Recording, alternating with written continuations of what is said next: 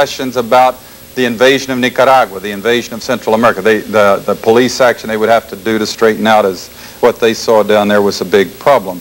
Meanwhile, President Reagan, as you recall, was appointing judges to office, bragging that he had managed to appoint 45% of the federal judges were his appointees, drawing people whose sole credential was being very conservative, who would support the laws and this Reagan revolution, this right-wing revolution that he was effecting in our society, and bragging about it, and people just didn't seem to be listening, didn't seem to be taking note.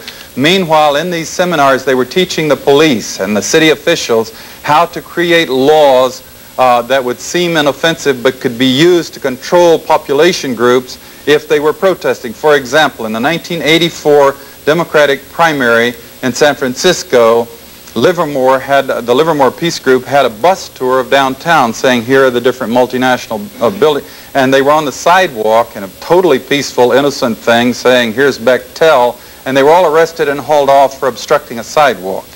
And that kind of innocuous law that they can use to clump and get people put in jail, put under federal charges, felony charges, so that they can hold them and then put them away to keep them off the streets, to keep them from protesting in the democratic process during the national security emergency. In 1988, the world changing, they had two great triumphs for the national security establishment, having gotten these laws on the books and created FEMA. Oh, by the way, pardon me, I have to mention, to remind you, another little glimmer we have into FEMA, aside from the massive stuff that you can read in detail on this thing, was during the Iran-Contra hearings when the Miami Herald published the fact that Ollie North had been working with Louis Giuffrida to create this organization that would suspend the Constitution at will. And Congressman James Brooks from Texas brought it up. And he said, what is this? And Dan Inouye told him twice, admonished him twice from discussing it. He said, we'll discuss that in executive session. Now, there is something about the American mentality that is, forgive me, but sheepish in terms of thinking what, you know, we cannot believe that things could happen in this society that do in fact happen. What they have done without having any constitutional referendum is create what they consider to be a law in which they can suspend our Constitution. Now, our Constitution does not read that Ollie North and Louis Giuffrida can suspend it when they want to, does it? No. Now, they say this is necessary because we could have these big crises, see, in which we would have to have martial law to control looting and infiltration and everything. That's probably true. But we, as mature people of a democracy, certainly have the wisdom and intelligence to vote on whether or not we would want who to suspend our Constitution, under what circumstances. The fact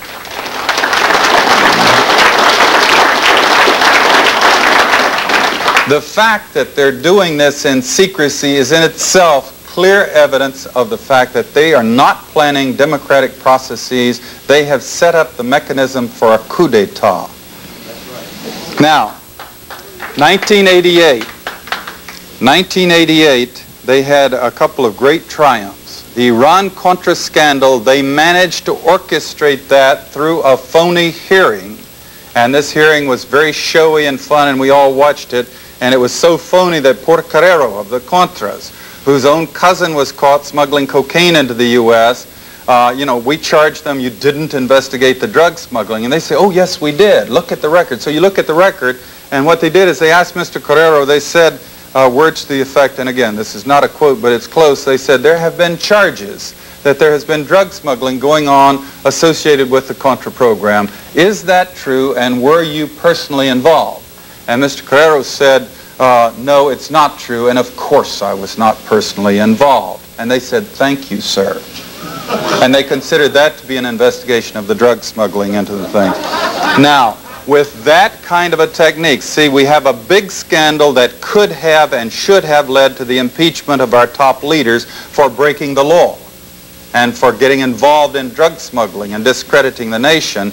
They hold a hearing which lets it all hang out without getting into the seriousness of anything, and hindsight I know I was certainly saying it in my lectures and television appearances at the time, because we've seen this technique before. You have a hearing, you let it hang out, you don't get into anything, there can be no prosecution afterwards. The people walk so they can do it again, so the national security system is not tainted, so it continue. What they succeeded in accomplishing in the Iran-Contra scandal was to certify the acceptance of covert operations in this society. Every member of that panel started out every comment saying, of course, I personally very much support covert action. And then, you know, if you support covert action, how can you complain about anything that happened? I mean, you know, it's illegal, but you say you support it. So all they could do really in the end was say my feelings were hurt because you briefed Ghorbanifar, who failed 5 straight, you know, lie detector tests and was not a U.S. citizen, and you didn't trust your own U.S. Congress. I mean, that was the depth of their total complaint, because they would not address the illegality of these activities and the damage they were doing on the society and the world. The second thing they accomplished in 1988, of course, was to achieve getting a CIA director as president. And of course, Bush is appointing people all over the government and the diplomatic corps from the ranks of the CIA. In 1989, they had a setback, however. The Soviet Union broke apart. Communism died. The Soviet Union, with dire economic problems, turned to the United States, to the West for help. They want to join us. They don't want to fight us. Break the wall down, break down all the rules, let the countries in Middle Europe go, because they're desperate, one, economically, and because, forgive me, but the capitalist referenture in the Soviet Union that had been profiting like crazy throughout the era of the Cold War. What am I referring to? Just a glimmer at that, and again, there, you know, you can analyze this in greater detail if you like. Brezhnev's son-in-law, you recall, was jailed for a 5 billion ruble scandal.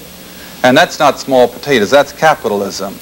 But these people couldn't function as real capitalists and get access to the real world trade and energy without breaking down the communist U.S. capitalist barriers. And so they capitulated in order to come out of the closet and join in the overt capitalist struggle for the world. If you read the New York Times article on January 5, 1989, representatives of the Soviet Foreign Ministry said that it was in their interest, the Soviet Union's interest, to join the United States in supporting the stability and the status quo around the world in the interests of free trade, in which the Soviet Union would have greater credibility to participate fully. So there was a statement, which has been repeated in many different ways by Gorbachev and others, of the Soviet Union wanting to join in the process, join with the United States to support what they call the stability, which of course means things like the death squads in El Salvador, in order to get access to world trade in the interests of their own economics. I'm glad Gorbachev is pressuring in the direction of fewer nuclear weapons, but in fact, if you look at the budgets, the military budget's going up. They're cutting obsolete bases that weren't making any money anyway, but they're pressing as hard as they can for the construction of the big, gaudy, ultra-expensive weapon systems like the B-2 stealth bomber, which is up to $1 billion a unit, a plane now, and its expected cost, which does not, you know, evade radar, which is obsolete before it comes out, which is slow and not a terribly effective plane, but which makes huge profits for the companies producing it. Now, they lost their basic rationale of anti-communism in 1989. It evaporated on them. And so the Cold War is over, they told us. And so, of course, they're going to close down the CIA and the national security establishment, are they not? In fact, they have right now on the floor the largest CIA budget in its entire history. And this says it all very effectively right there, right up front. Of course, they have no intention whatsoever of releasing their gains in the sense of their national security control of this society. The fact that the Soviet Union is joining forces with them is a semantical problem. So they have cast about for another rationale to do the things they want to do and establish the effective control of this society. And they've come up with a beaut. I mean, this one is better than communism. Yeah, I mean, literally in terms of their interests of control of our society, they've got one that's better. They tried, by the way, to make terrorism stick as the new antichrist, but there just aren't enough people who get killed in terrorism. I mean, at the time, George Bush, George Shultz, Ronald Reagan were talking about terrorism being the big threat in 1984, 85, 86 when they bombed Tripoli. In fact, fewer people were dying of terrorism, few Americans were dying of terrorist attacks overseas than were dying of rattlesnake bite and choking to death on gristle in restaurants in the United States. I mean literally, all of that noise was a gross, fantastic distortion in order to justify the preemptive strike so they could get this right to go into your living room